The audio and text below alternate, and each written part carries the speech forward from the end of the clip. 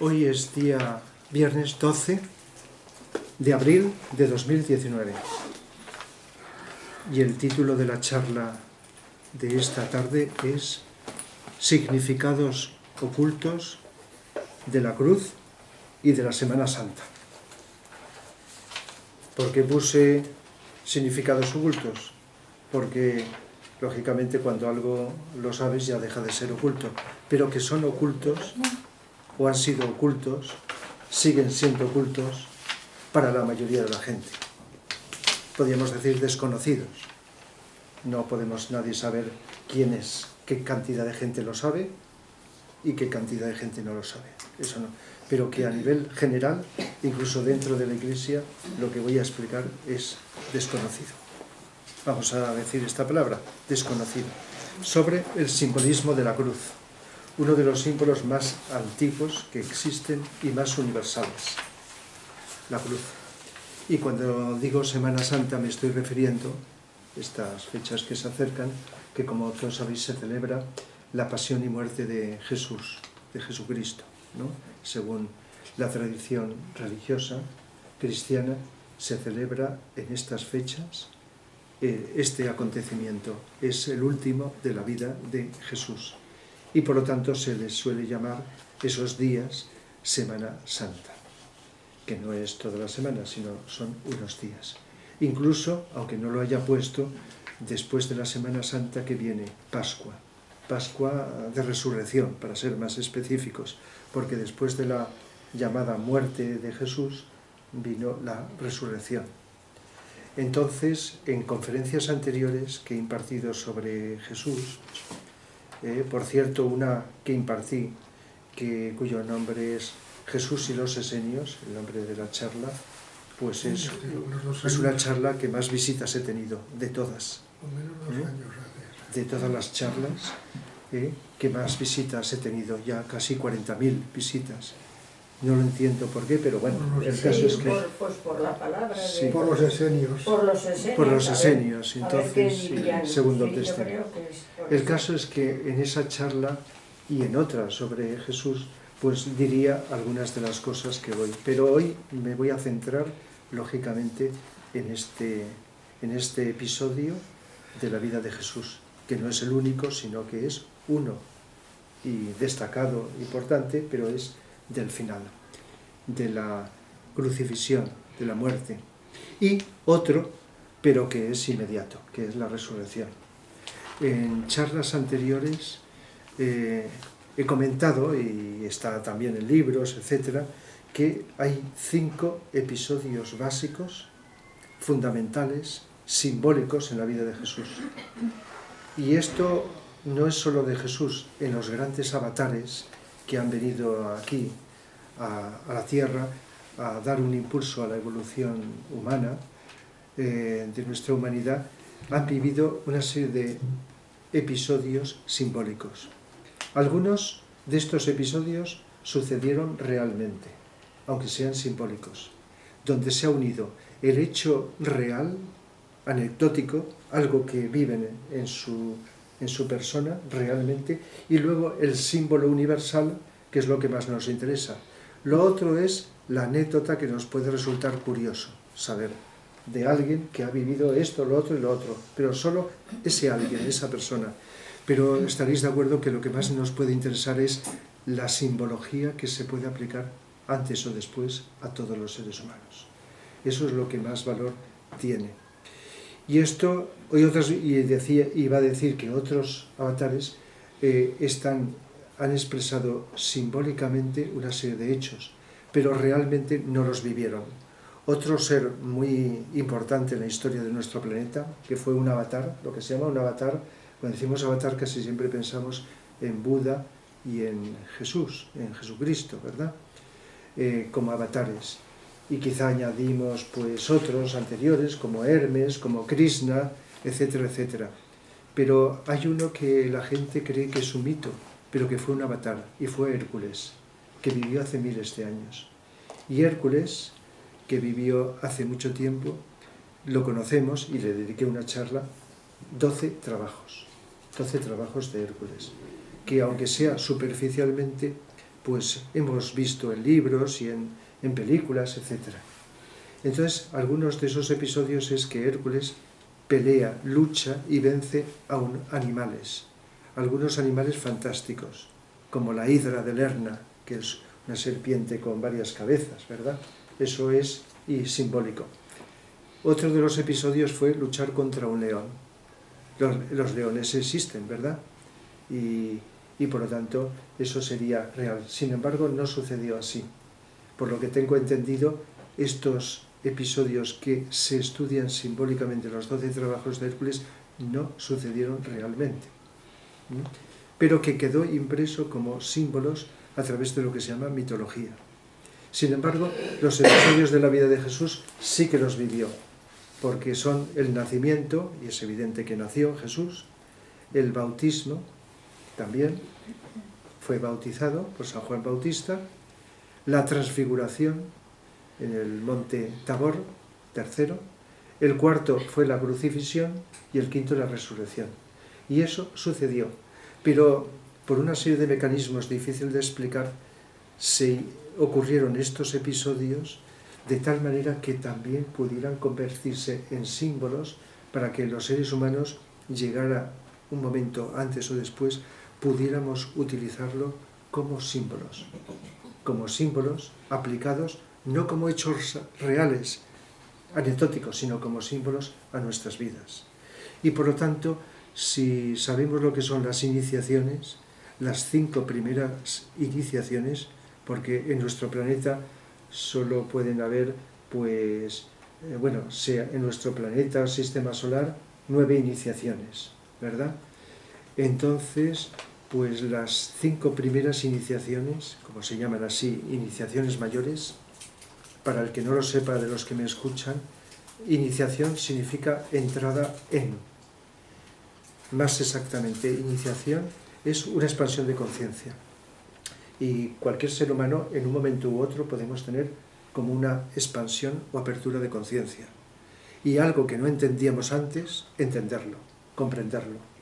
O la visión que teníamos limitada de algún aspecto de la vida, adquirir una visión más profunda, más real, más realista, más auténtica, más espiritual, etcétera, etcétera, etcétera.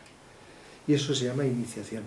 Pero cuando se habla de iniciaciones mayores, son una serie de vivencias energéticas profundas, acompañadas de un ceremonial que se da en otras dimensiones, no en el mundo físico, aunque a lo largo de la historia de la humanidad ha habido organizaciones secretas que han dado de un modo visual y representativo iniciaciones.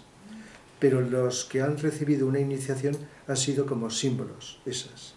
Y a veces esas iniciaciones externas iban acompañadas de las auténticas, de las internas, aquellas que realmente dan como un impulso evolutivo. Y a partir de ese momento el iniciado tiene una conciencia que ha ido adquiriendo por sus propios méritos, pero cuando se le da la iniciación es como el reconocimiento, además de recibir unas energías especiales. No se puede del todo comparar con un examen o con el examen que te dan un título de unos estudios. En parte sí.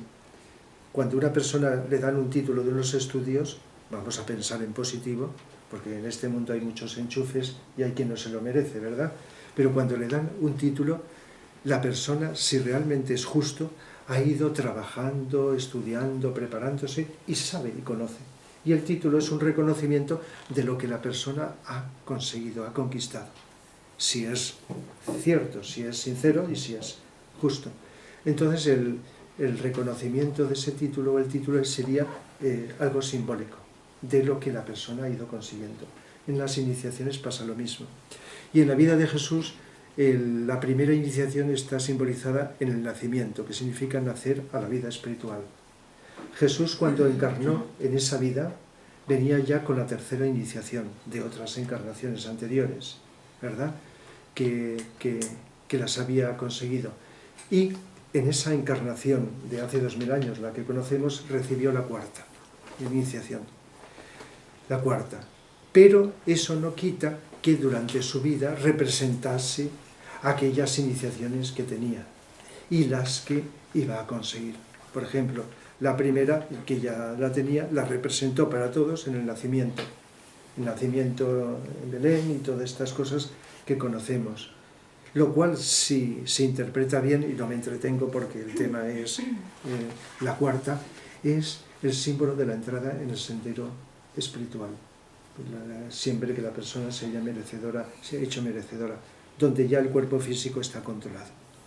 Si no total, pues en gran medida. La segunda iniciación, bautismo. El bautismo es con agua, y el agua es un símbolo de lo emocional.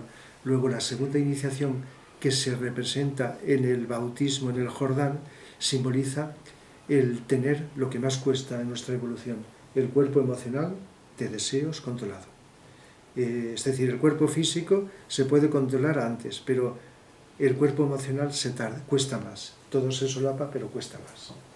La tercera iniciación se llama la transfiguración, donde, según el relato de la Biblia, subió al monte Tabor y allí apareció resplandeciente, y 3 discípulos, Pedro, Santiago y Juan, estaban a sus pies, mientras él recibía esa energía. Y esta simboliza, así como la primera es control físico, la segunda el emocional, esta simboliza el control del cuerpo mental. Y por lo tanto, la persona que recibe la tercera iniciación tiene controlado el físico, el emocional y el mental, es decir, toda la personalidad. Y el alma tiene vía de comunicación directa y fluida con la personalidad, pero no a ratos, sino continuamente. Por lo tanto, es un estado de conciencia muy elevado. Y esa tercera a veces se le llama la primera realmente iniciación mayor, porque ya implica una conciencia continua, continuada y clara de lo espiritual, y por lo tanto es una conciencia. Y esa ya venía a la vida con ella, y por lo tanto significa la tercera, la transfiguración. Luego viene, lógicamente, la cuarta y la quinta, y la cuarta está representada en la cruz. De tal manera que en la crucifixión de Jesús, como ahora luego explicaré, quiero hablar antes algunas cosas, nombrar algunas cosas, está representada la cuarta iniciación. Eso no quiere decir que todos los seres humanos que en el pasado y en el futuro reciban la cuarta iniciación tengan que estar crucificados. Porque la cruz, como voy a explicar, es un símbolo. Simboliza varias cosas que no son diferentes, sino están, digamos, como matizadas. Y una de ellas es el sacrificio inmenso que tiene que pasar y la crisis grande que tiene que pasar el candidato a la cuarta iniciación. De tal manera que cuando alguien ha conseguido la cuarta iniciación ya tiene un grado de evolución bastante elevado, porque la siguiente, que es la quinta, viene casi muy cerca. Las otras pueden estar distanciadas encarnaciones, vidas, pero la cuarta y la quinta ya está muy cercana. Y previa a toda la iniciación hay una crisis, pero la crisis previa a la cuarta es la más dura, donde se vive un estado de soledad muy grande que manifestó Jesús cuando estaba en la cruz. Entonces, en ese momento que estaba crucificado, y ahora lo matizaré más, recibió la cuarta iniciación. Y ahora lo explico. Y ya que estoy diciendo las 5, ¿cuál es la quinta? La quinta es lo que se llama resurrección. Resurrección después de la muerte. Pero esa quinta no la recibió en el cuerpo de Jesús, sino que la recibió esa alma en el cuerpo de Apolonio de Tiana, que apareció poco después de Jesús. Es decir, que nació otro ser llamado Apolonio de Tiana, en cuyo cuerpo el alma de Jesús recibió la quinta. ¿Y cuál es la quinta? La que hace que el ser humano se convierta en maestro espiritual de sabiduría. Se llama maestros espirituales, maestro de compasión, sabiduría, etc.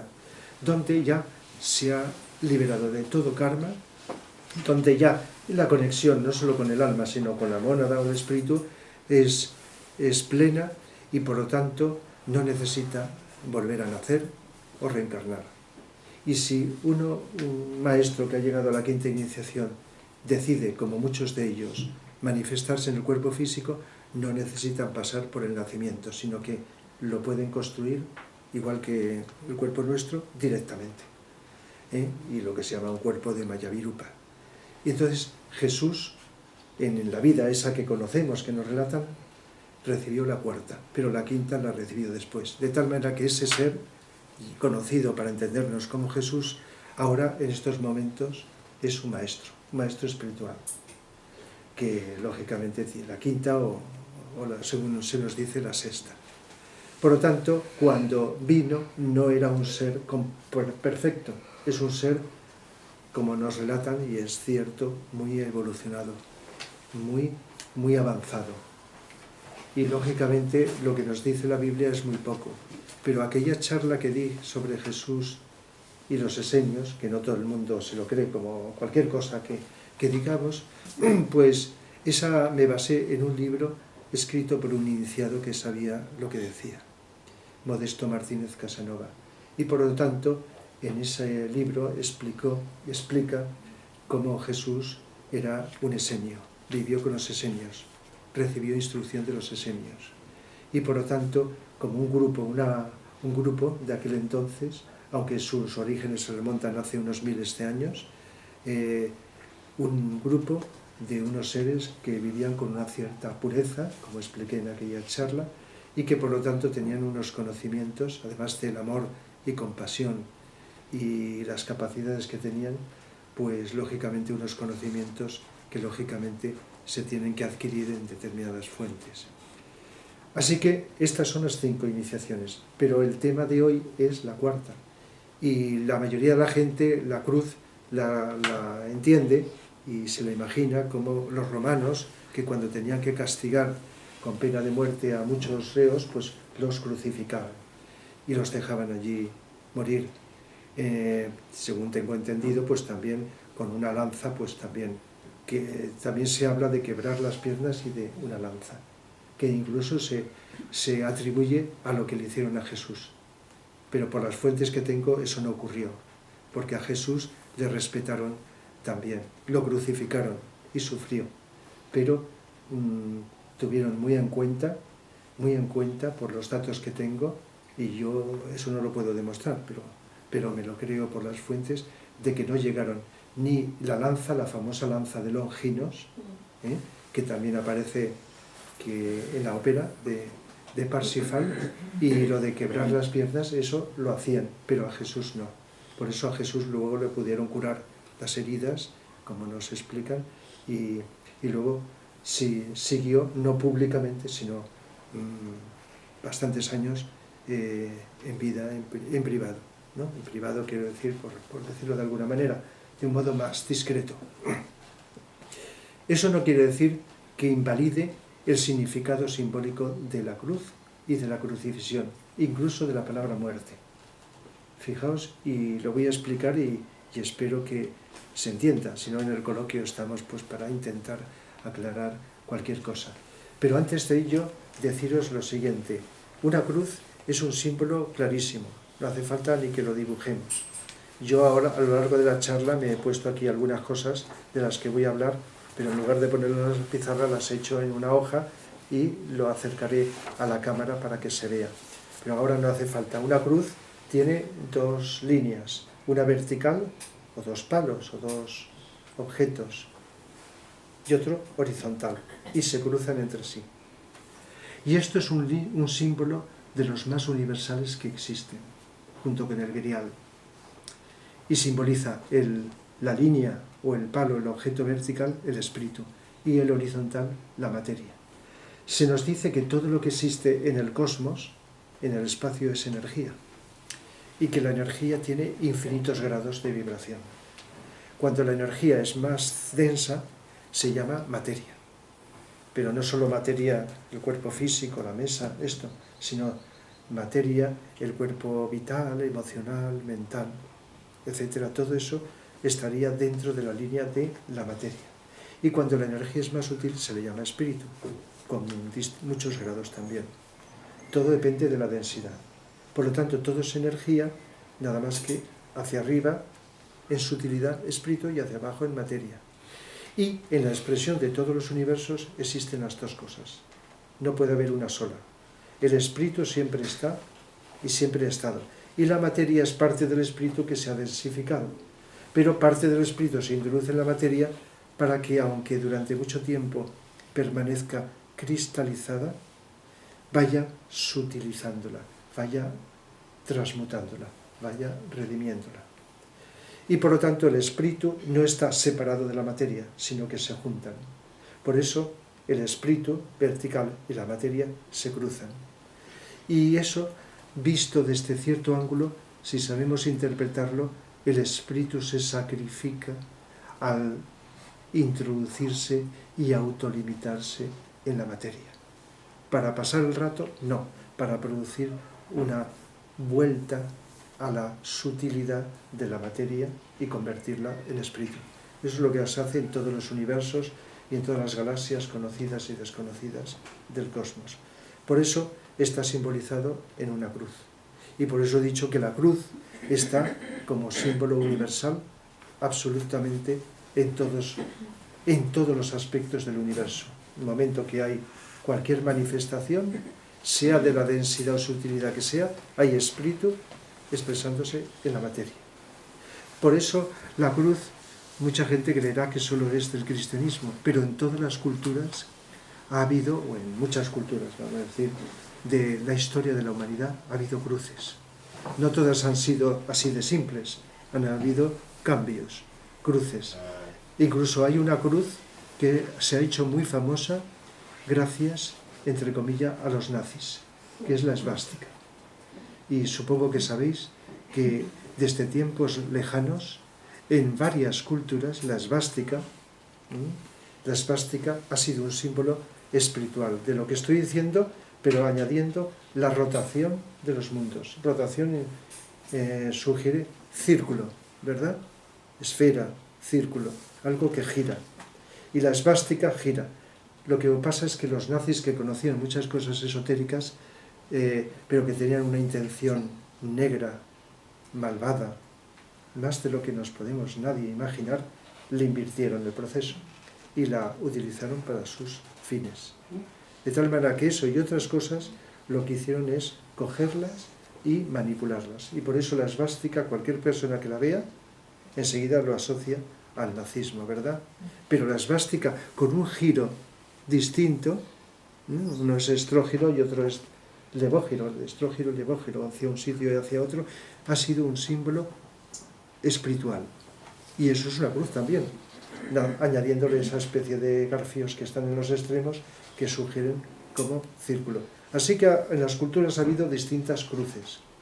Y otro símbolo que hemos hablado en otras charlas, que es el grial, y en la ópera de Wagner, de Parsifal, que veremos y escucharemos la semana próxima, pues es el grial, que es lo mismo que la cruz, pero con más detalle, con más matiz. Y sabéis que el grial es una copa, de forma semiesférica, con un soporte y una base. Y luego algo esférico, en el pasado era esférico, en la Eucaristía establecida por Jesús, que se inspiró en este mito, era circular. La hostia es circular. Pero en el pasado era una esfera que al descender encajaba perfectamente en el recipiente de la copa. Entonces esa esfera circular, que es la figura más perfecta que es el símbolo del espíritu, o el símbolo, si hablamos de nosotros, del yo superior. Y al encajar en la copa, que representa nuestra personalidad, la base de la copa es nuestro cuerpo físico, el soporte es nuestro cuerpo emocional, emociones, deseos, aspiraciones, soporte, y el recipiente semiesférico, la mente. Ya que la mente, cuando está vacía, cuando está en silencio, está disponible para que algo superior, en su utilidad, se deposite, se exprese, se manifieste. Por lo tanto, es similar a la cruz, el espíritu y la materia. El grial, pues es algo superior espiritual que desciende y se expresa. Entonces el grial es un símbolo de todos los universos que son vehículos expresivos para que el espíritu se exprese a través de ellos. Y en nuestro caso, que es lo que más nos atañe, si somos espíritu, si somos un alma, y en términos psicológicos un yo superior, y además un yo inferior llamado ego o personalidad, formado por el cuerpo físico, emocional y mental, pues entonces cuando nuestro yo superior o nuestro espíritu se manifiesta sin obstrucción, entonces se dice que hay una expresión, en este caso libre, adecuada, adaptada. Y eso está simbolizado en el grial, pero también en la cruz, ya que nuestro yo superior, nuestra alma o nuestra monada, cuando se expresa en un cuerpo encarnado, hace un sacrificio.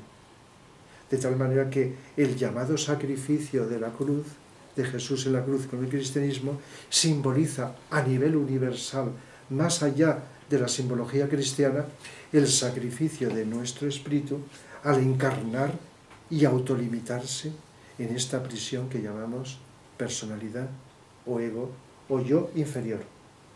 Yo inferior, y es lo que creemos que somos durante mucho tiempo, hasta que descubrimos que eso lo tenemos, pero no somos. Somos un yo más sutil, más profundo, más elevado, un yo superior. En términos psicológicos parece que suene mejor yo superior que alma, ya que alma podemos entender el sentido este, pero tiene connotaciones religiosas o psicológicas. Entonces, son dos símbolos similares. Y por eso, de alguna forma, ese sacrificio que se puede hacer en distintos momentos de la vida, a lo largo de nuestra vida, sobre todo en el sendero espiritual, es un sacrificio que se hace en las distintas iniciaciones. Pero si hay una donde se nota más ese sacrificio con un gran sufrimiento, repito, no físico necesariamente, porque lo de la cruz solamente es más anecdótico, lo de la cruz física me refiero, es un símbolo del sacrificio. Y por lo tanto, en la cuarta iniciación es cuando es mayor. Por eso, ahora comentaré las famosas 7 palabras que se dice, y eso lo estudiábamos desde pequeños, ¿verdad?, cuando estudiábamos el catecismo, las 7 palabras de Jesús. Y las aprendíamos de memoria y punto. Pero creo que encaja, y lo voy a explicar, qué significa cada una de estas 7 palabras. Y entonces una de ellas está haciendo alusión a la profunda soledad, que no es la soledad psicológica de la mayoría, que vivió Jesús en ese estado. Lo que en otros términos se llama noche oscura del alma, algo que San Juan de la Cruz expresó de un modo poético. La noche oscura del alma, que es un poema suyo, y otros lo han expresado de otra manera, pero son estados de sufrimiento previo a esto. ¿Por qué? Porque cuando se llega, según nos cuenta la cuarta iniciación, el alma o la conciencia está separada por un rato, que parece una eternidad, de lo que viene del espíritu y de lo que deja, con lo cual ha estado familiarizado durante millones de años, a través de numerosísimas encarnaciones, la personalidad, el mundo este físico, emocional y mental, aunque haya desarrollado el desapego o la desidentificación. Pero se tiene que desprender totalmente de esto, pero hay un periodo de transición entre lo uno y lo otro. Dejas algo, pero hay una transición hasta que tomas lo de arriba. Y eso es lo que se llama ese periodo de soledad. Que precisamente una de las palabras que dice Jesús, Padre, ¿por qué me has abandonado? Como haciendo alusión a esa duda que en ese momento surge, o ese dolor ante ese aparente abandono del alma. Pero claro, es un periodo de transición para pasar a una conciencia monádica, porque en la cuarta iniciación el alma ya desaparece, se diluye, y queda la mónada o el espíritu en contacto con la personalidad que corresponda. Y entonces, claro, eso es un estado de sacrificio que está simbolizado en el sacrificio de Jesús en la cruz. Estoy yendo más directamente a esto, a lo simbólico, más que a detallar los aspectos que ocurrieron en aquel entonces y todo lo que sucedió. Por lo tanto, la muerte tiene un significado psicológico y un significado cosmológico. El cosmológico ya lo he dicho, es el sacrificio del Espíritu al crear cualquier universo y temporalmente sujetarse a sus limitaciones para ir liberándose de él y no dejándolo igual, sino transmutándolo.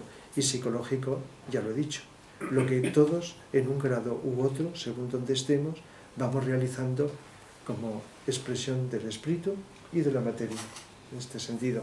Y a nivel esotérico relacionado con lo religioso, especialmente con la religión cristiana, es el sacrificio que se vive en la cuarta iniciación. De tal manera que eso es una de las cosas que puede simbolizar, de las varias que puede simbolizar. Pero la cosa no queda aquí, sino que en el libro este, de Belén al Calvario, de Alice Bailey, lo pongo aquí para que se ve, ¿verdad? En este libro, pues Alice Bailey es uno de los 25 libros que escribió, de Belén al Calvario, se llama así porque nos describe y explica de una forma muy profunda, desde el nacimiento hasta la resurrección, las 5 iniciaciones que he nombrado anteriormente, y dedica un capítulo largo para hablar de la crucifixión. Incluso lo he traído para que pueda ahora leeros algún fragmento de este libro. Y entonces, una de las cosas que explica aquí Alice Bailey relacionado a esto, como está hablando de una simbología profunda, es una simbología astrológica, basada en la astrología. Todos sabemos, por poco sepamos, que la astrología está formada por 12 signos, ¿verdad? Un círculo se divide en 12 partes iguales, y son 12 signos del zodíaco. Y como son 12, se pueden dividir en 3 grupos de 4, 3 por 4, 12. Y si cogemos la esfera donde están los 12, podemos hacer una cruz uniendo 4, y luego otra, y luego otra, de tal manera que podemos hacer 3 cruces, ¿verdad? Con 2 líneas perpendiculares. De tal manera que los 12 signos se pueden agrupar en grupos, como he dicho, de 4, formando las líneas perpendiculares, pues 4. En el extremo de cada una de estas líneas, un signo. De tal manera que 4. Y desde un punto de vista más profundo de la astrología, eso ya seguramente en una charla que explique la astrología más esotérica, pues lo diría. Pues desde un punto de vista profundo, y no solo profundo, el nombre viene de la astrología clásica. Se habla de cardinal, fijo y común o mutable. En la astrología ortodoxa se utilizan estos nombres, pero en la astrología esotérica se habla de que según el estado evolutivo que tiene el ser humano, que está en el sendero espiritual, está influido especialmente por 4 signos. Se dice que en la gente común está influida por los 4 signos de la cruz mutable o común, que son Piscis, Virgo y Géminis y Sagitario. Las personas que están desde la primera a la tercera iniciación en la llamada cruz fija, ahora lo pongo para que se vea, Tauro, Escorpio, Acuario, Leo, y a partir de la quinta iniciación en adelante, ya en estado muy evolutivo, la cruz cardinal, Capricornio, Cáncer, Libra y Aries. Es decir, esto está en esta hoja. Y lo pongo aquí para los que vayan a ver el libro. Está en esta parte, ¿se ve? Más hacia allá. Sí. Tú desplázalo para allá. Más hacia aquí, así se ve. Sí, un poquito más Sí. hacia la izquierda. Y sobre Un poquito todo hacia la del izquierda. medio, la cruz fija. Un poquito más hacia la Se ve izquierda. la... Un poquito más hacia la izquierda. Hacia atrás. No tanto, no. Sí, vamos a verlo. Sí, Así, así. sí, que se vea la cruz fija. Sí, Y así los sí, que la vean el fija vídeo. está ahí. Exactamente. Así. Eso es. Vale. La cruz fija. Entonces esta cruz fija está formada, como he dicho, por 4 signos de influencia especial. Fijaos lo que voy a decir. Tauro está representado con una cara de buey. Escorpio con una cara de águila. porque aunque el signo de Escorpio, si se mira en profundidad, Escorpio estaría relacionado con la parte más inferior, pero si se representa completo hay un águila arriba, porque según la evolución la influencia está de tipo espiritual en el águila. Leo está representado con una cara de león y Acuario con cara de hombre. Y recordaréis que los 4 evangelistas están representados en los evangelios por estas 4 caras.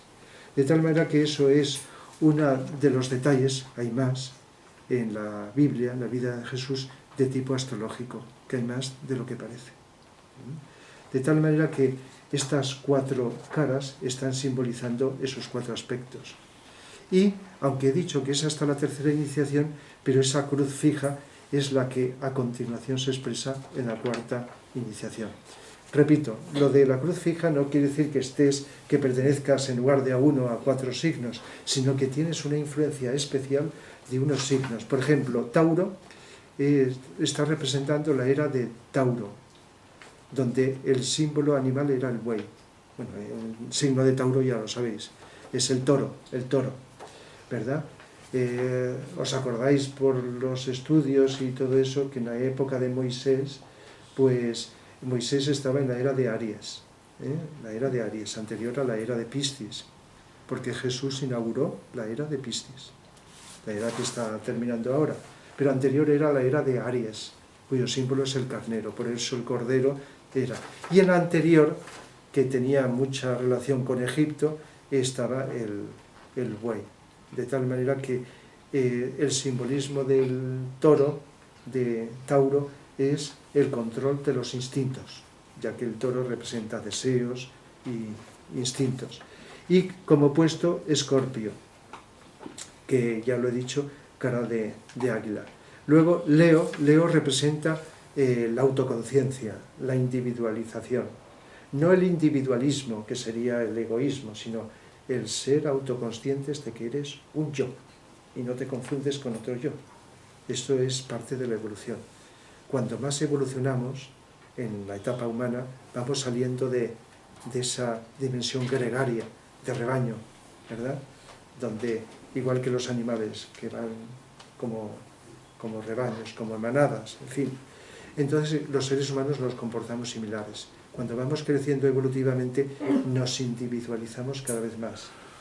Dicho de otra manera, somos más autoconscientes. Y eso está representado con Leo, opuesto a Acuario, que es la era en la que estamos poco a poco entrando, que es una era grupal, pero no grupal como rebaño, sino con conciencia individual, sentirnos como parte de un gran grupo, que es la humanidad, y un todo. Por lo tanto, no es lo mismo sentirte como parte de un rebaño confundido con los demás, que sentirte unido por amor con los demás, siendo consciente de ti mismo. La cosa cambia. Por lo tanto, Leo y Acuario están en sentido opuesto. Pero no vamos ahora a entrar en explicaciones astrológicas, sobre todo estas que son difíciles. Pero es para que veáis que esto está representado en la cruz fija. Y Jesús está representando también, o simbolizó, entre otras cosas, esta cruz fija, ya que había experimentado esto para entrar en la situación que vivió. Luego hay otro símbolo que he puesto aquí, que está tomado de este libro de Vicente Anglada, Introducción al Agni Yoga, que a veces he nombrado, donde Vicente Anglada explica, no fue el único que trató de transmitirnos a la humanidad lo que es el Agni Yoga. Es el yoga de vivir la atención en presente, con la máxima profundidad que uno puede, con atención a todo, sin apartarse de ninguna actividad, entre otras cosas. El yoga del fuego, el yoga de la adaptabilidad, el yoga del corazón, etcétera, etcétera. Bien, eso ya también le dediqué una charla. Sino que en este libro, en un momento determinado, representa, lo he copiado, este símbolo de, a ver si se ve, sí, aquí, ahora, ¿verdad? Esto lo he copiado, donde se ve el Monte Calvario, donde está la cruz de Cristo, aquí, y a su lado, derecha e izquierda, 2 cruces más, lo que nos dicen como la cruz del buen y el mal ladrón. De tal manera que a un lado estaba el buen ladrón y a otro lado el mal ladrón. Incluso se nos dice que una de las 7 palabras es que se dirige al buen ladrón y le dice que hoy estarás conmigo en el paraíso. De tal manera que siempre nos han enseñado que estaban 2 cruces, una a la derecha y a la izquierda. Y sería así, y según el relato así. Pero que lo interesante es el valor simbólico, porque fijaos, Cristo simboliza el alma del ser humano. De hecho, cuando hablamos del Cristo interior, que todos, cristianos, budistas, ateos o quien sea, el Cristo llevamos dentro, despierto o dormido, lo llamamos a veces Cristo. El Cristo que llevamos dentro se refiere a ese potencial del alma, el potencial de amor del alma. Porque si habláramos del Buda interior, tendríamos que decir el potencial de luz, sabiduría del alma. Y aunque no lo digamos, sería correcto decir que todos, aunque no hayamos oído hablar del budismo, llevamos un Buda en nuestro interior. Y llevamos un Cristo en nuestro interior. No Jesús, sino Cristo, como potencial. Entonces la cruz, donde fue crucificado Jesús, es el alma del ser humano. Y el buen y el mal ladrón es la polaridad, de la que os hablé, si estuvisteis, la habéis escuchado, la charla del taoísmo. Esa gran filosofía, a veces considerada religión, de China, llamada taoísmo. El Tao. Estuvimos hablando de que todo está en una polaridad, el bien y el mal, lo bueno y lo malo, el sol y la luna, lo positivo y lo negativo. Y yo había puesto, porque en el libro de Vicente lo pone, Ida y Pingala. ¿Sabéis lo que es Ida y Pingala? Pues igual que tenemos un sistema nervioso que ramifica todo el cuerpo, tenemos un sistema de corrientes de energía en nuestro cuerpo vital o cuerpo etérico, que está formado por unos nadis, que son los conductos más importantes, como el sistema nervioso, y luego otros ramificados. Entonces hay 2 nadis que de un modo simétrico, como 2 serpientes enroscadas, van ascendiendo desde la base de la columna vertebral hacia arriba, así, simétricas, y eso lo hemos visto representado en distintos símbolos, en el caduceo de Mercurio y en el árbol del bien y el mal del paraíso, donde está la serpiente. Una serpiente. Pero todo eso está simbolizando el Ida y el Pingala. Mientras vivimos en la dualidad, la energía sube por los 2, de modo dual. Cuando llegamos a la unidad, entonces sube por la columna central, que se llama el Susumma. Ida, Pingala y columna, el nadi central, la Susumma. De tal manera que eso sería un símbolo. Por lo tanto, a un lado y a otro, es polaridad. Por lo tanto, el buen ladrón y el mal ladrón está hecho de tal manera que están a los 2 lados de Cristo. Y esto es una simbología del alma en la cruz, en esta cruz fija del karma. Por lo tanto, incluso Vicente Anglada, de un modo muy curioso, no es cuesta de imaginación, hace lo siguiente. No sé si lo veis, lo voy a poner también. Cada una de las 2 cruces de los lados las une mediante puntos, vamos a ver, sí, de tal manera que parecen como una balanza con 2 platillos. Y el fiel de la balanza en el centro es Cristo. Y los platillos son el buen y el mal ladrón. ¿Y sabéis lo que simboliza esa balanza, que es un signo de Libra, un signo astrológico? Pues la polaridad, que puede estar desequilibrada o puede estar equilibrada. De tal manera que la evolución se consigue a través de la influencia, el equilibrio, vamos a decir, muy especial de la constelación de Libra y del 4.º rayo, que si sabéis algo de los rayos, es el que está en el centro de los 7. 4.º rayo que se llama armonía a través del conflicto. Y por tanto el 4.º rayo armoniza las polaridades. De tal manera que aquí hay unos significados que no son los más prácticos, a diferencia de otros que podemos señalar, pero que indican que las cosas están bastante, a veces, estudiadas para indicar aspectos de relación con todo esto. Y, como os estaba diciendo, pues incluso en este libro, lo tengo ahí, pero lo tengo también aquí escrito,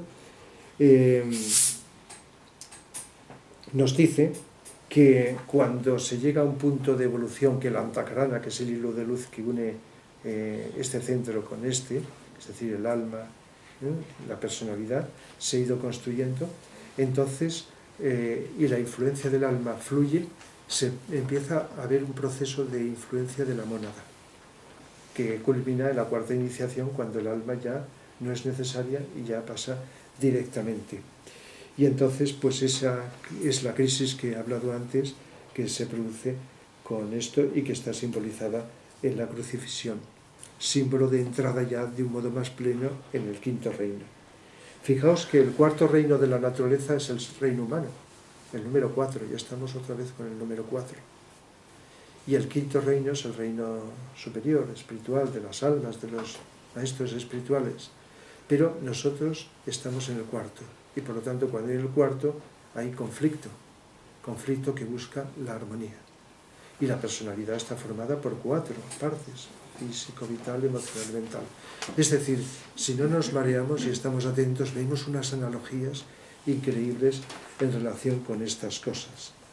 Así que todo esto pues está simbolizando, como digo, varias de estas cosas. ¿Qué ocurre cuando se pasa la cuarta iniciación? Pues después de la cuarta iniciación viene la quinta, que es la resurrección. Y según nos explica esta autora, inspirada por uno de los maestros espirituales, Alice Bailey, está ahí hablando, pues nos dice que Cristo resucitó como humano y como divino, lo cual está simbolizando que lo divino sobrevive, que no muere, siempre está. Una cosa es que se vea o no se vea, que aparezca o desaparezca. De tal manera que el sobrevivir es no lo físico, porque el cuerpo físico cuando muere, y si muere del todo, dejemos de lado esas muertes aparentes que luego no son muertes realmente, aunque lo parezca por fuera, de eso hemos hablado en otras veces, ¿verdad? Los millones de personas que han muerto se han dado por muertas clínicamente, pero que luego vuelven a la vida, después de unas horas. Eso no es una muerte, aunque lo parezca. No se ha cortado el hilo que une el alma con la personalidad. Pero cuando se corta, eso ya, la muerte ya se realiza definitivamente y no se puede volver a la vida. Y nadie va a hacer que vuelva a la vida. Pero cuando alguien vuelve a la vida espontáneamente, o alguien, como el caso de Jesús, resucita a alguien, el caso de que simbolice eso, es volver antes de que se haya cortado ese hilo. Y por lo tanto, volver a la vida significa volver a la vida física, pero la vida como algo más sutil no desaparece, siempre es. La vida siempre es. Si pongo una charla más adelante, algo así como la vida, no sé con qué título, y su expresión a través de la forma, o por decirlo de alguna forma, no he pensado en el título, para explicar realmente qué es la vida, y que la vida pues es algo que no podemos ni debemos, porque si no creamos karma y lo tenemos que pagar, no podemos quitar. Mientras estamos encarnados no podemos, hay unas leyes que están por encima de nosotros y no estamos suficientemente evolucionados para decir quién tiene que vivir y quién no, y cuándo tenemos que morir. Y eso es un crimen. Por lo tanto, no me atrevo todavía a poner una charla sobre la eutanasia, pero la eutanasia es un crimen, porque está la persona en vida, la activa, Otra cosa es la llamada pasiva, aunque luego todo esto se entremezcla, ¿verdad? Donde la persona ya se deja morir en paz para no realizarle ese encarnizamiento terapéutico, ¿verdad? Pero bueno, pero cuando se intenta, aunque sea con la mejor buena voluntad del mundo, y tenga eso, digamos, su buena intención, eso lógicamente es alterar una de las leyes naturales de la vida, que no somos nosotros nadie para determinar cuándo una persona o uno mismo, que eso sería un suicidio, u otra, tiene que dejar de vivir. El caso es que la vida se expresa en la forma y la forma necesita respetarse, porque aparece y desaparece. Pero la vida nunca deja de ser, siempre es. Por eso, si una persona, un ser, está en una conciencia superior, no muere. Y si mantiene su conciencia en ese nivel superior, aunque el cuerpo muera, la persona vive. Y ahí podemos entender el símbolo de vivir eternamente, como vida, no como forma. Porque por mucho que los científicos intentan prolongar la vida del cuerpo, lo podrán prolongar durante X tiempo. Pero el cuerpo necesita morir y renovarse, en este sentido. Y por lo tanto, la verdadera muerte de Jesús, pues mirándolo con una cierta profundidad, no es fácil a lo mejor de entender, es una muerte simbólica. Realmente morir, y de él y de cualquiera de nosotros, podría ser morir a un estado anterior de cristalización del pasado, de algo trascendido, para nacer o renacer a otro estado de conciencia superior. De tal manera que podemos decir que es cierto que alguien puede morir y luego resucitar, en el caso de Jesús. Y no invalida esa enseñanza de la resurrección el que Jesús como físico no haya muerto en la cruz. No sé si me explico. Luego ahora en el coloquio lo podemos ver más detenimiento. Sino que Jesús, en su estado de conciencia, estaba en un estado superior y por lo tanto el cuerpo podía parecer que estaba muerto, como muchos seres humanos que se dan por muertos, pero su nivel de conciencia no estaba muerto, estaba vivo, estaba realmente consciente.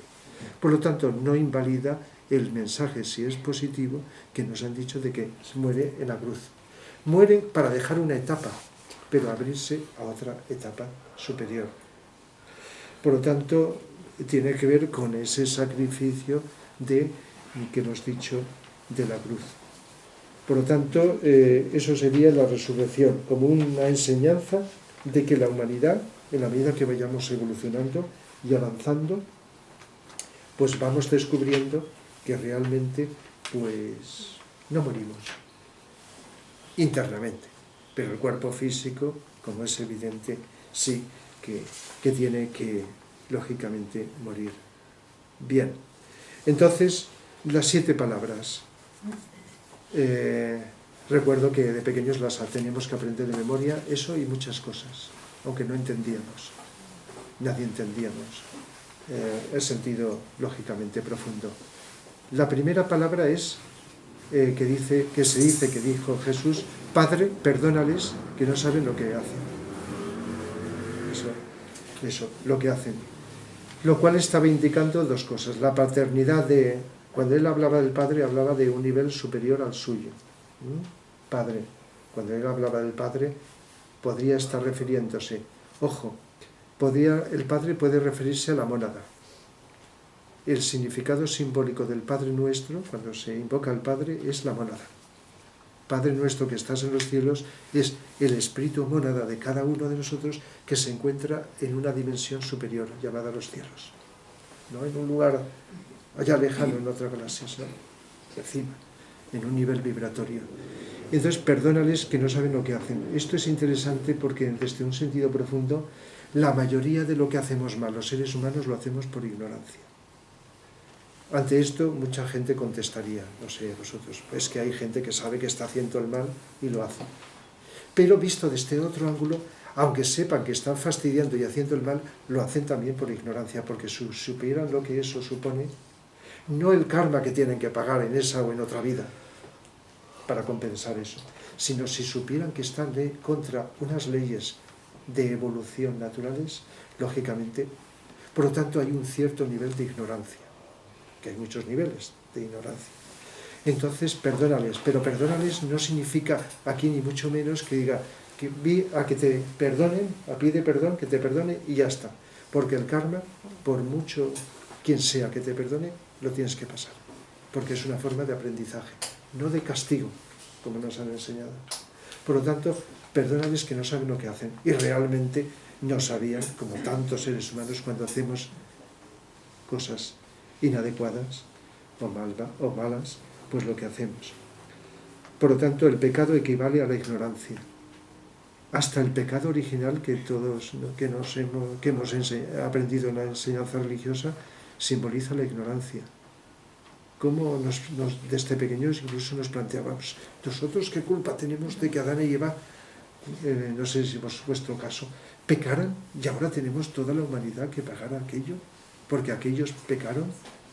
Y según la evolución o el despertar de los niños, de cuando éramos niños, pues no teníamos que aguantar, sino malo, y nos quedábamos y nadie nos lo explicaba. Pero si entendemos que el pecado original es el pecado de la ignorancia, que se borra con la sabiduría, la ignorancia se borra con la sabiduría, que adquirimos vida tras vida a lo largo de largos periodos de evolución, entonces una cosa encaja perfectamente. Ahí está que como almas vamos evolucionando desde la ignorancia hasta la sabiduría. Y por lo tanto se borra el pecado no porque alguien te haga algo y tú ignorante de ello. No encaja en cualquier mente mínimamente desarrollada. Segunda palabra, de cierto os digo que hoy estarás conmigo en el paraíso. Se refiere al buen ladrón, al que se arrepiente, pero no se arrepiente como mucha gente que quiere que le perdonen, pero luego no lo supera eso y cae otra vez en la tentación, sino cuando alguien auténticamente se arrepiente y se da cuenta, toma conciencia, como se dice del buen ladrón, de la verdadera naturaleza del Cristo, lo cual quiere decir que su conciencia se ha elevado, no que se crea que Jesús era el Cristo. Por cierto, hay algo que no he dicho, pero que dediqué una conferencia. Una cosa es Jesús, un ser fue Jesús y otro el Cristo. Y es muy importante en esta charla también. En el momento del bautismo, a los 30 años, el Cristo, que era su maestro, se introdujo conscientemente por parte de Jesús en él. Se introdujo, quiere decir que unió su conciencia a la suya. Eso no tiene absolutamente nada que ver con la mediunidad, que es un estado inconsciente y además negativo, antiespiritual, la mediunidad. Si alguna vez dedico una charla a la mediunidad, diré que es un retroceso evolutivo y además nefasto para el alma de las personas llamadas médiums, porque son inconscientes de quién las posee. Pero Jesús, consciente, permitió que su maestro, de una vibración más alta, el Cristo, que estaba en una iniciación superior, pudiera expresarse a través de él. Igual que hace 5.000 años lo hizo a través del cuerpo de Krishna en la India, el Cristo. Y en el futuro lo puede hacer de otra forma. El Cristo está en una vibración tan alta que no puede tomar un cuerpo, sino utilizar, sí, podría crear un cuerpo expresamente, pero utilizó este método, manifestarse a través de su discípulo Jesús. Y eso lo hizo a los 30 años en lo que se llama el bautismo, que, si recordáis, se habla de una paloma que desciende sobre el cuerpo de Jesús. Es un símbolo de la introducción. Y a los 33 años, 3 años después, hizo el proceso inverso. Y es en el momento de la cruz cuando Jesús dice, en otra de las palabras que dice, la última, Padre, en tus manos encomiendo mi espíritu, la séptima, es cuando el Cristo sale del cuerpo de Jesús, en la cruz. Por lo tanto, lo que literalmente se ha interpretado como la muerte de Jesús, la entrega, es cuando el Cristo sale conscientemente del cuerpo de Jesús, con el cual había estado colaborando durante 3 años. Otra vez el número 3. Y los 30 es 3 por 10, 30. 3 por 10, 30. Es decir, que numerológicamente todo esto tiene un sentido. Entonces, pues, eso es la tercera. Madre, he ahí a tu hijo, refiriéndose madre, a la Virgen, a su madre. Y a Juan. Hijo, he ahí a tu madre, ¿verdad? La madre representa la materia en su sentido amplio, el mundo de toda la materia a través de las cuales el Espíritu se está manifestando. Y la esencia espiritual a través del mundo débico de la materia es lo que las religiones, sin saberlo, han simbolizado como Espíritu Santo. Si cogemos otras religiones, hablan de Padre, Madre e Hijo. Osiris, Isis, Horus. Shiva, Brahma, Vishnu, la polaridad masculina, femenina y luego el hijo. Pero la religión cristiana, en lugar de decir Padre, Madre, dice Padre, el Espíritu Santo y luego el Hijo. Siendo el Espíritu Santo las entidades débicas que manejan la energía de la madre, de la materia. Entonces, como diciendo a Juan, discípulo que estaba avanzado, ya, que estaba ya adquiriendo un grado, ahí está tu madre, ahí está la materia transmutada, y a la madre, ahí está tu hijo, porque la madre es la que da a luz a un hijo. De tal manera que está como poniendo en relación la personalidad desarrollada en sus aspectos materiales sublimados y la materia que está contribuyendo. Lo de Dios, ¿por qué me has abandonado?, es el estado de soledad que os he dicho antes. Y se dice que hubo tinieblas durante 3 horas. Otra vez el número 3. Que Cristo estuvo en la cruz 3 horas. 3 horas. Físico, emocional, mental. Elevados a un punto superior. Esta está simbolizado, esta palabra, la 4ª iniciación, la de la crucifixión. La 5ª, tengo sed, ¿verdad? Darle algo a una esponja empapada con agua. Y en las películas, en el siglo de Jesús, pues ahí con una vara se le acerca algo para mojar la boca a Jesús, ¿verdad? Porque se ha interpretado literalmente. Pero lo de tengo sed no tiene que ver con el agua. Es que cuando un ser llega a un punto desarrollado, siente que la sed, que es una motivación muy profunda de servir a los demás. Es decir, los seres avanzados tienen una inmensa sed simbólica de hacer un servicio, porque han alcanzado ese nivel de conciencia. Es la sed de ayudar. Consumado es, quiere decir que había cumplido todo el trabajo que en esa encarnación Jesús había realizado. Y se nos dice una cosa un poco rara, desconocida, pero que es más importante que todo lo que hemos conocido de Jesús, que es que vino a realizar el Cristo, a través de la colaboración de Jesús, una aproximación mayor entre el cielo y la tierra, entre distintas dimensiones, para facilitar más que en el pasado que los seres humanos pudiéramos entrar en esas iniciaciones, en el 5.º reino, que no es de la noche a la mañana, pero que se pudiera acelerar. Y por lo tanto, facilitar una conexión, crear campos vibratorios de energía para que en el planeta tuviéramos más facilidad de acceso a esos niveles de conciencia, a las iniciaciones, que en el pasado estaban, pero que no eran tan asequibles. Y debido a este estadio que había alcanzado la humanidad, pues se permitió que en el inicio de la era de Piscis, que por cierto Piscis está simbolizado por unos peces, por eso en la religión cristiana los peces han tenido un valor en muchos aspectos, igual que el cordero de la era de Aries, ¿verdad? Etcétera, etcétera. Bien, pues entonces esto es lo que viene a significar. Y la última es ya la que os he dicho, cuando ya entrega, digamos, el Cristo y ya se libera en el sentido que hemos dicho antes de Jesús. Y se dice que el velo del templo se rasgó en 2, de arriba abajo. Literalmente alguien diría, pues el templo de Jerusalén pues se rompe. No, el velo es la línea de separación entre niveles materiales y espirituales. Entonces rasgarse el velo es permitir que las energías fluyan más adecuadamente, que el espíritu y la materia pudieran fusionarse de un modo más adecuado. Pues bien, estos son algunos de los grandes y más destacados símbolos de lo que es la cruz y la crucifixión. La cruz y la crucifixión, que está simbolizada.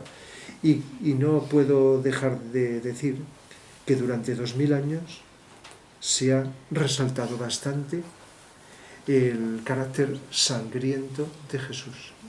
Hasta la mayoría de los cuadros que se han pintado de Jesús crucificado, la sangre se nota, más o menos. Solo recuerdo un cuadro de Velázquez que se llama El Cristo crucificado, donde no hay sangre. Y además está en una posición serena. A veces en los cursos de pintura lo he puesto para explicar. Y además está la cruz, 4 partes. Está la oscuridad y la luz, y su rostro está una parte iluminada, otra oscurecida, y está con una serenidad inmensa. Es un cuadro que te da paz. Pero otros cuadros, si te fijas con atención, te remueve el rechazo a la sangre, a la tortura. Y no digamos, no los nombro, las películas que para atraer a espectadores algunas se han recreado en ese aspecto. Y eso es un karma que ha creado la Iglesia a lo largo del tiempo, porque le ha dado vuelta al verdadero significado de la cruz, que es el que os he explicado. Bueno, o por lo menos podemos intuir que tiene una razón más sabia, que nos puede enaltecer. Lo otro nos puede hacer sentir rabia contra una injusticia, que crucifiquen a un ser y además tal como nos han dicho que era. Lo cual podemos decir que, como tantas cosas, que nos suscita la lucha contra la injusticia. Pero no sé si estáis de acuerdo, el hecho de resaltar a Cristo crucificado como algo doloroso es muy diferente de resaltar el aspecto de cruz como sacrificio profundamente amoroso y sabio para ayudarnos a los seres humanos. Por lo tanto, esto tiene que dar un vuelco, como tantas y tantas cosas, para poder darnos otra simbología distinta, diferente, que tendría más o menos, aunque no sea con esta profundidad, que ver con todo esto.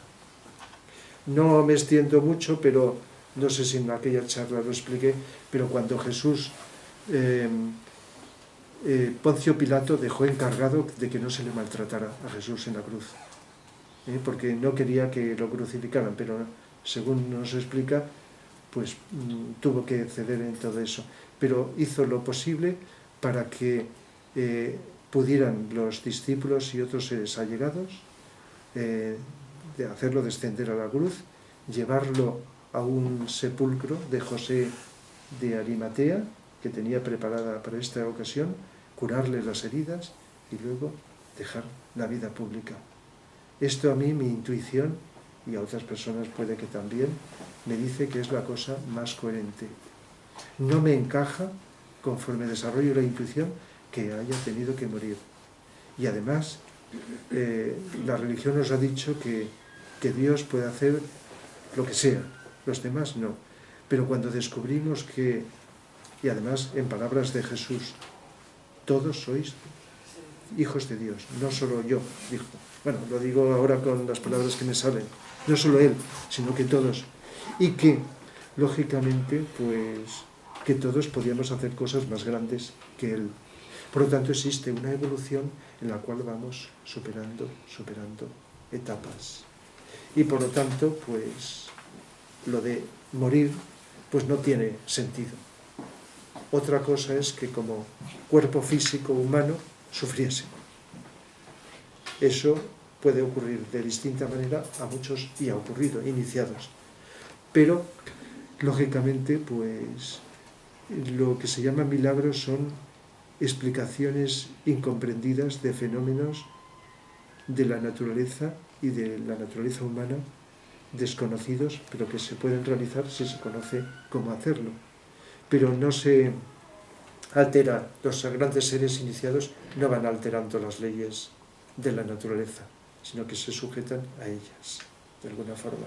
Y en la vida de Jesús también lo hemos podido conocer, de tal manera que podía haber hecho cosas para evitar otras, como las tentaciones y todo eso, y sin embargo permitió que eso ocurriese, etcétera, etcétera, etcétera.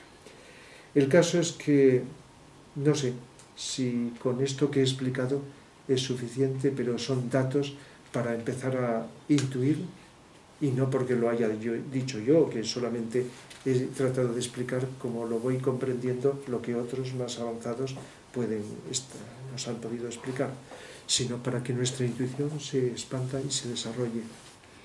Y esto no invalida el mensaje positivo que cualquier ser cristiano pueda tener.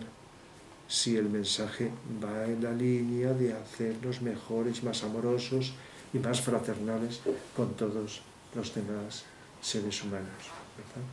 Bien, no lo largo más y lo dejo aquí para que podáis preguntar lo que queráis sobre el tema, que no se alargue más. ¿Qué se sabe de la vida después de la cruz de Jesús? Si se sabe. Pues generalmente no.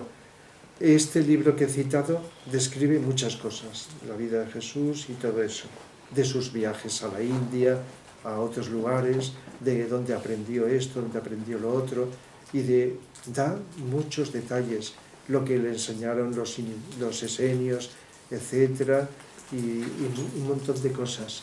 Pero cuando llega al final y dice que luego, después de muerte, y la Biblia dice, se apareció a determinados discípulos y gente que le conocía y todo eso, pero dice, y luego se retiró, y dice, y acaba el libro, Jesús y el Esenio, y dice, y ahí pues he de silenciar, he de silenciar y no decir más. Incluso os puedo decir cómo acaba lo último, cuando acaba el libro, a ver si lo tengo por aquí, dice, la ley del silencio, bueno, leo un poco. Por la noche entró Jesús en el Carmelo. Carmelo era un templo que tenían los esenios, y se retira de la vida pública. Su reaparición se considera como una resurrección. Los iniciados lo tuvieron a su lado durante 34 años más, como gran imperator de la orden esenia, para el servicio del movimiento cristiano y bien de la humanidad. Y acaba diciendo, la ley del silencio que practican los esenios me resta hablar de lo que ocurre después del descenso de la cruz.